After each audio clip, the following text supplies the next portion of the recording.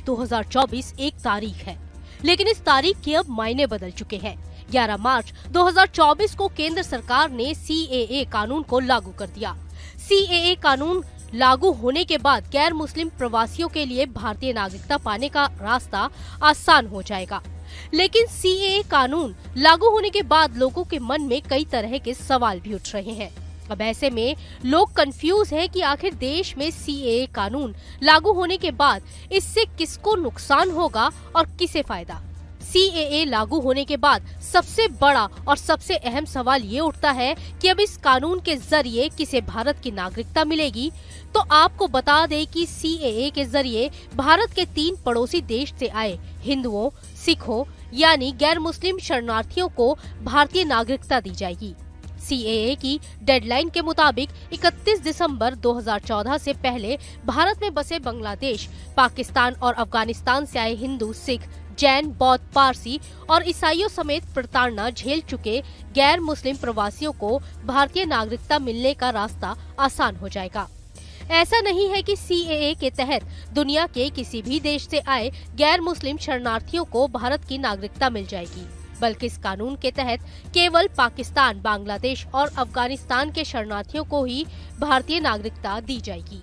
नागरिकता संशोधन कानून को लेकर लोगों के मन में एक कंफ्यूजन भी है, और वो है CAA आने से मुस्लिम समाज के लोगों की नागरिकता छीन ली जाएगी। उन लोगों की नागरिकता चली जाएगी जो दूसरे देश से आकर भारत में बसे हैं, जो कि पूरी तरह बेबुनियाद है।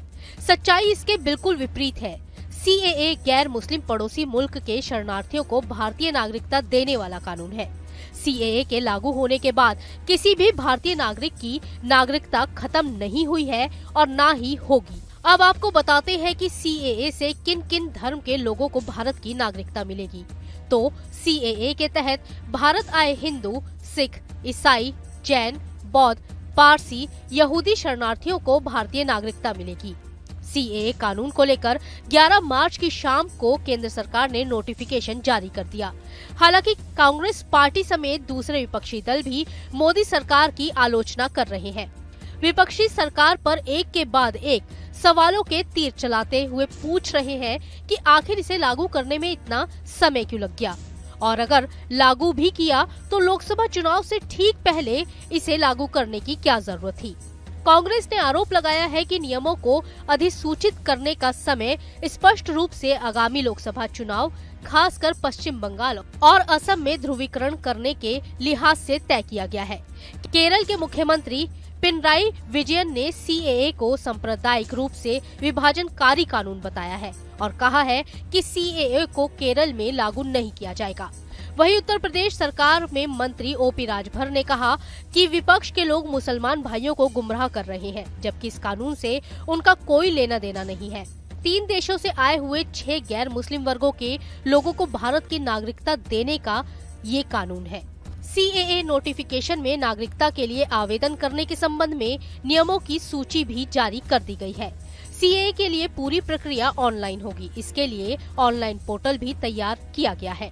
इस पोर्टल में बाहर से आए लोगों को रजिस्ट्रेशन करना होगा। रजिस्ट्रेशन कराने वाले लोगों को ये भी बताना होगा कि उन्होंने भारत में एंट्री कब ली थी। इसके बाद जरूरी जांच पड़ताल की जाएगी और फिर उन आवेदकों को भारत की नागरिकता मिल जाएगी। विपक्षी पार्टियां चाहे कुछ भी कहे, लेकिन इन सब बातों के बाद ये बात तो तय है कि CAA कानून लागू होने से देश में रहने वाले किसी भी धर्म, जाति या समुदाय के लोगों को कोई नुकसान नहीं होगा और न ही उनकी नागरिकता छीनी जाएगी। Team news nation.